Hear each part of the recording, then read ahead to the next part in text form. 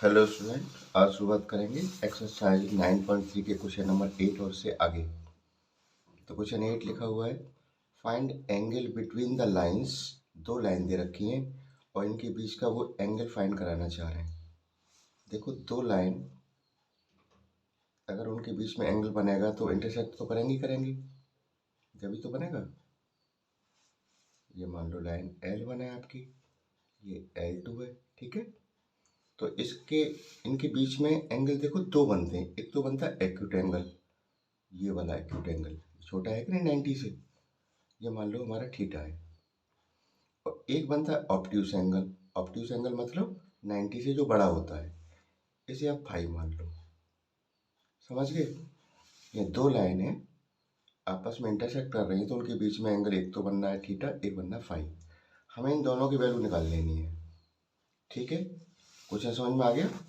अब देखो, अब मेरे दिमाग में क्या आया कि फॉर्मूला जो होता है उससे मैं देखा निकलेगा कैसे। इस टेन थीटा को निकालूंगा जब मैं,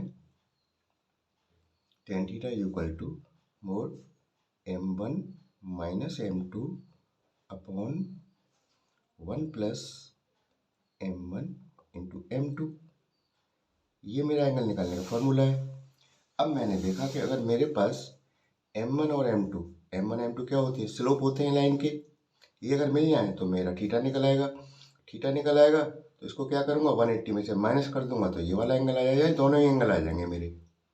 समझिए हमारी बात को, ठीक है ना। तो ये रहेगा इसका निकालने का तरीका। तो पहले तो मैंने दोनों लाइन लिख लेनी है। √3x plus Y equal to 1। मुझे इसका मान लो m1 है स्लोप, और इस लाइन L2 का m2 है। ये दोनों स्लोप चाहिए मुझे सबसे पहले तो देखो, ये स्लोप इंटरसेप्ट फॉर्म में लिख लेंगे हम, यानी y equal to mx plus c. इस फॉर्म में लिख लूँगा तो m की जगह पे जो मुझे दिखाई देगा x का कोफिशिएंट, वो मेरा स्लोप बन जाएगा ना। तो इसे ऐसे लिख लेते हैं। तो देखो y को तो यहीं रखो, इसे इधर ले जाऊँगा, -√3x हो जाएगा। माइनस का हो जाएगा ना इधर जाके, इधर प्लस का तो पहले से बैठा हुआ है, +1। अब इससे मैं कंपैरिजन करूँ इसका, तो m की जगह पे मुझे क्या दिखाई दे रहा है, x का कोफिशिएंट m है, यहाँ x का कोफिशिएंट क्या है, -√3 है, ठीक है ना। तो मेरा ये m1 आ गया, पहली लाइन का slope m1 is equal to -√3, ठीक है ना। यहाँ तक तो बात समझ में आ रही होगी तुम्हारी में अच्छे से, है ना। अब दूसरी लाइन को उठा लो। दूसरी लाइन मेरी क्या है, x plus √3y is equal to 1। इसी को भी इसी फॉर्म में लेके आऊँगा, y equal to mx plus c में। तो देखो √3y को तो यहीं रहने दो, x को उधर ले जाऊँगा, माइनस का x और प्लस का 1 तो पहले से ही बैठा हुआ है। बताओ, यहाँ तक कोई दिक्कत तो नहीं है तुम्हें? तो हमें तो y को अकेला छोड़ना है, तो √3 से पूरे को डिवाइड कर दो। √3 से मैंने इसको डिवाइड कर दिया, √3 को इससे और √3 को इससे, सही है ना। तो यहाँ तो क्या हो जाएगा, y हो जाएगा, इससे कट जाएगा ना y। ये इसे क्या लिख सकता हूँ मैं, -1/√3 x ऐसे लिखा जा सकता है, कोई दिक्कत नहीं है। और 1/√3 तो है ही है हमारा। अब देखो, इससे मैं अगर कंपैरिजन करूँ किससे, y equal to mx plus c से, तो m की जगह मुझे क्या दिख रहा है, -1/√3 दिख रहा है। ये मेरा m2 हो जाएगा। तो यहाँ से मेरा m2 निकल के आ गया -1/√3। ये मेरा दूसरी लाइन का स्लोप आ गया। समझो नहीं यहाँ तक बात को, कोई दिक्कत तो नहीं आ रही यहाँ तक? अच्छा, अब मैं अपने फॉर्मूला में रख दूंगा m1 और m2 की वैल्यू इसमें। अब तो कोई दिक्कत होगी नहीं इसमें आपको भी। तो देखो निकालते, tan theta is equal to mod m1 कितना है, -√3 है, माइनस m2 कितना है, माइनस का है ना, तो माइनस और ये माइनस क्या हो जाएगा, प्लस का हो जाएगा।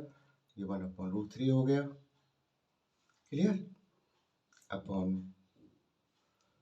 1 प्लस m1 यानी -√3 मल्टीप्लाई m2 -1/√3। ये मोड लगा हुआ है, यहाँ तक बड़ा सा लगा देना, ठीक है ना। अब देखो, इसके नीचे एलसीएम ले लो, 1 मान के ऐसे मान लो इसको, √3 एलसीएम ले लिया आपने, तो 1 से √3, √3 से √3 कैंसिल हो गया, कितना आ जाएगा, माइनस का 3 रूट हट गया ना, प्लस √3 से √3 1 बार गया, 1 1 1 ऐसे आ गया, अपॉन √3 है ही है, अपॉन अब इसको देखो √3 से √3 कैंसिल हो गया, माइनस और माइनस क्या हो जाएंगे, प्लस हो जाएगा, यानी 1 + 1, समझे। देखो ऊपर कितना रह गया, -3 और +1 तो -2 अपॉन √3 है ये क्या हो जाएगा 2 के नीचे 1 मानो, तो देखो इसका मल्टीप्लाई इससे, तो ये कहाँ पहुंच जाएगा, इसके पास में, समझ गए। यानी tan थीटा = आपका हो जाएगा ये हो जाएगा -2 अपॉन 2 इसके पास पहुंच गया ना, 2√3, 2 से 2 कैंसिल, मोड तो लगा हुआ है, बताओ, यानी -1 हो गया, ऊपर 1 ही तो आ गया, 2 से 2 कट गया तो देखो tan थीटा = हमारा कितना आ जाता है यहाँ से, और जब मोड हटाएंगे तो साइन हट जाएगा ना माइनस का, तो कितना आ जाएगा 1/√3। और tan की टेबल आपने सीखी होगी 10th क्लास में, tan में किसकी वैल्यू 1/√3 होती है, बताओ, ये 30 डिग्री की होती है, याद रखना कितने की होती है, 30 डिग्री की, तो थीटा हमारा कितना आ गया 30 डिग्री। जब मेरा थीटा 30 डिग्री है और ये दोनों मिलके क्या बनाते हैं, लीनियर पेयर, यानी इन दोनों को प्लस करूंगा तो 180 होगा, नहीं होगा, तो 5 भी निकल जाएगा मेरा, देखो 5 + थीटा = 180, ये क्या है, लीनियर पेयर बना रहे हैं ना, यानी दोनों का प्लस करेंगे तो कितना होना चाहिए 180, तो स्ट्रेट लाइन पे है ना दोनों, ठीक है, तो 5 यहाँ से निकाल दो, थीटा की वैल्यू रख दो, थीटा भी अभी निकाला मैंने 30 = 180, देन 5 = 180 - 30 यानी 150, तो हमारे एंगल्स आ गए, यहाँ पे लिख देना आराम से 30 डिग्री एंड 150 डिग्री, ये आपका आंसर हो गया। उम्मीद है समझ में आ गया होगा ठीक से, है ना। अब चलते हैं आगे क्वेश्चन की तरफ, देखो रीड कर लेते हैं इसको।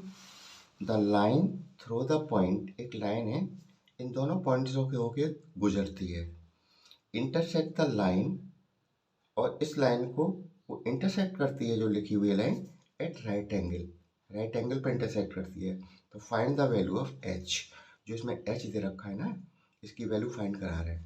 तो देखो एक कोई लाइन है, ठीक है, इस पॉइंट से गुजर रही है h,3 और दूसरा पॉइंट है मेरा 4,1, सही है, और ये इंटरसेक्ट करती है ऐसे एक लाइन ये है, इंटरसेक्ट करती है, इस लाइन का इक्वेशन दे रखा है हमें 7x - 9y - 19 = 0, 90 डिग्री पे इंटरसेक्ट करती है ये वाली लाइन, इसको समझ गए। तो वो कह रहे हैं एच की वैल्यू फाइंड करके दिखाओ, जो इसमें एच लिखा हुआ है, ठीक है, बात समझ में आ गई ना।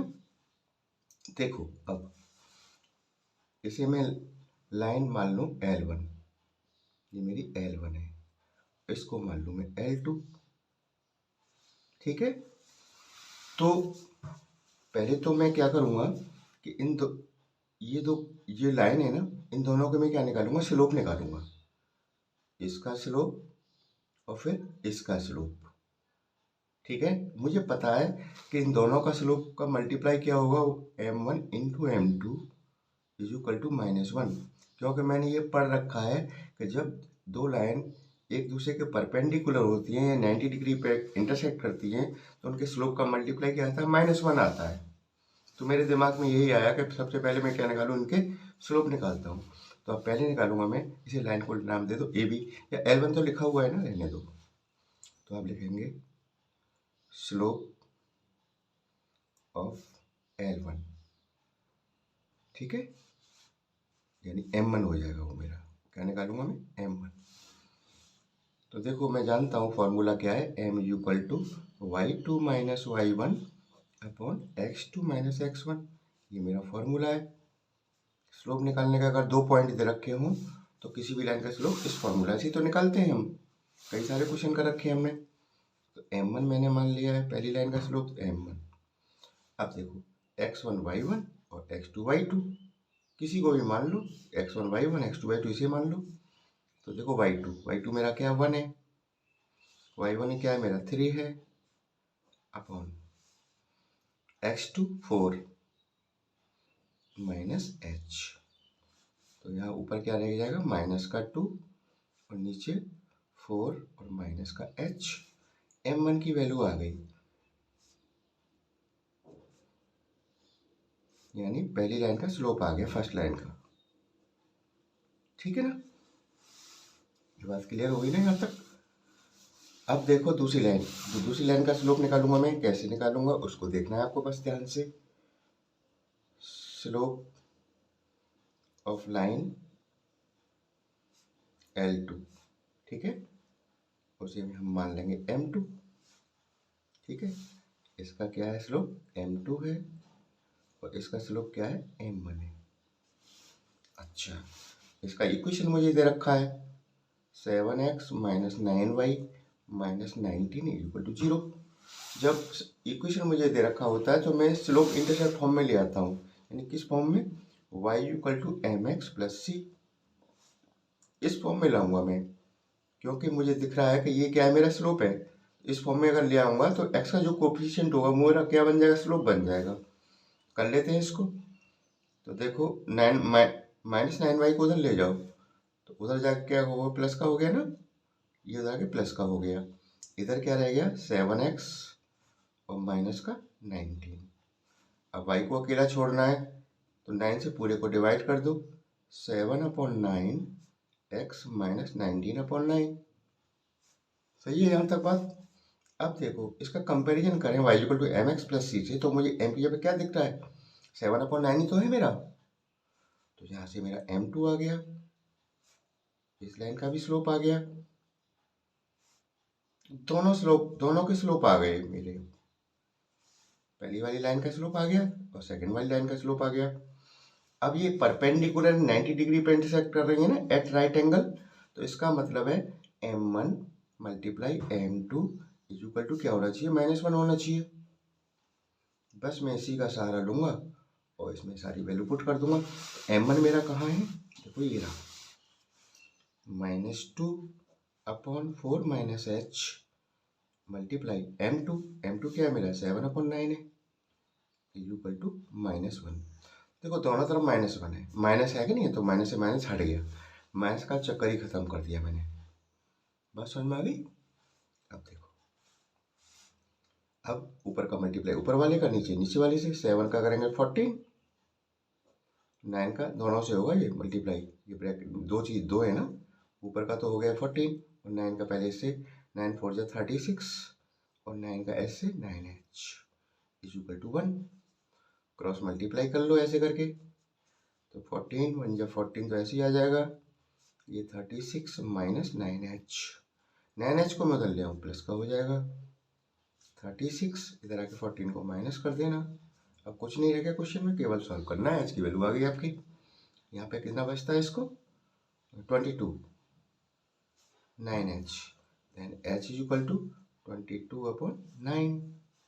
ये h की वैल्यू आ गई, यही तो पूछ रहे थे वो कि h की वैल्यू क्या होगी, find the value of h।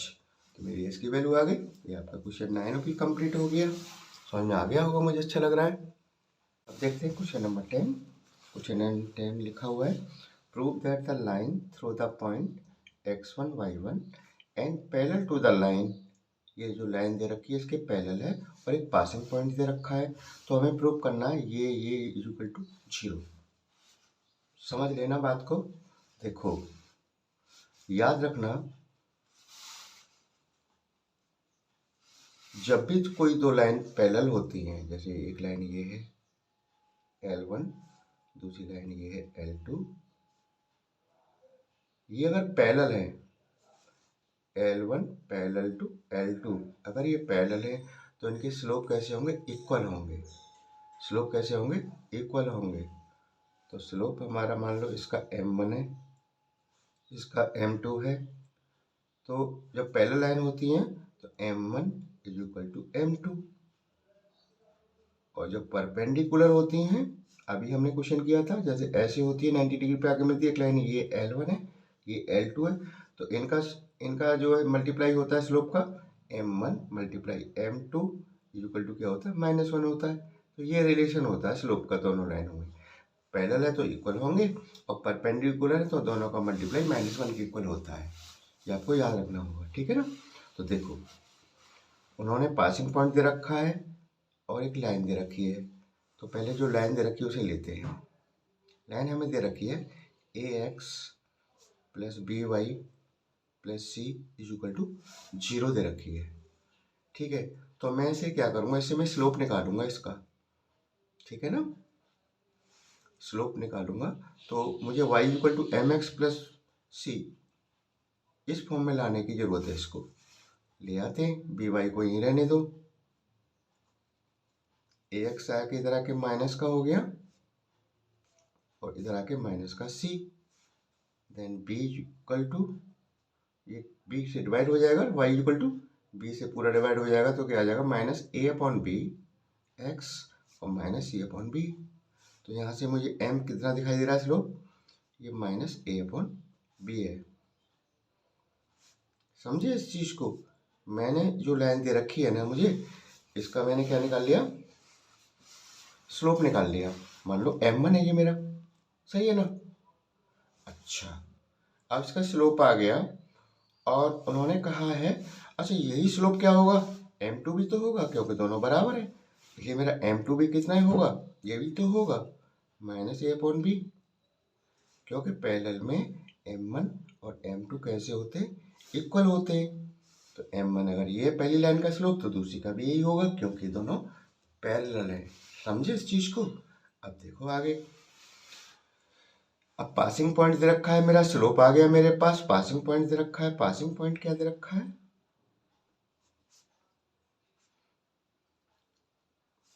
x1 y1, ये दे रखा उन्होंने पासिंग पॉइंट, और स्लोप भी मुझे मिल गया। इक्वेशन में आराम से बना सकता हूँ अपनी।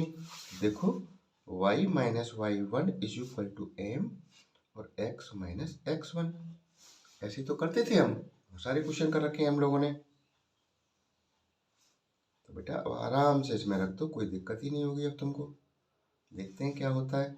तो देखो y माइनस y1 तो y1 ही दे रखा है, कोई चीज नहीं, ऐसे ही रखेंगे। m की यहाँ पे क्या लिख दूंगा मैं, स्लोप है ना m, तो -a/b। बात समझ में आ रही है ना। x minus x1, passing point में तो x1 ही है ना, x1 ही रखेंगे हम। अब क्रॉस मल्टीप्लाई कर दो, b का मल्टीप्लाई इससे कर देंगे तो देखो b y minus y1 multiply हो गया, मैंने अंदर नहीं किया, बाहर रख दिया, इसका मतलब मल्टीप्लाई यही इज इक्वल टू माइनस एक ऐसे कर दो x माइनस x1, ठीक है। इसको इधर ले आऊंगा तो पॉजिटिव हो जाएगा ना मेरा, ठीक है ना। तो मैं इसे इधर ले आता हूँ तो प्लस का हो जाएगा a x माइनस x1, ये तो पहले से प्लस का इधर साइड में बैठा हुआ है, b y minus y1 is equal to 0।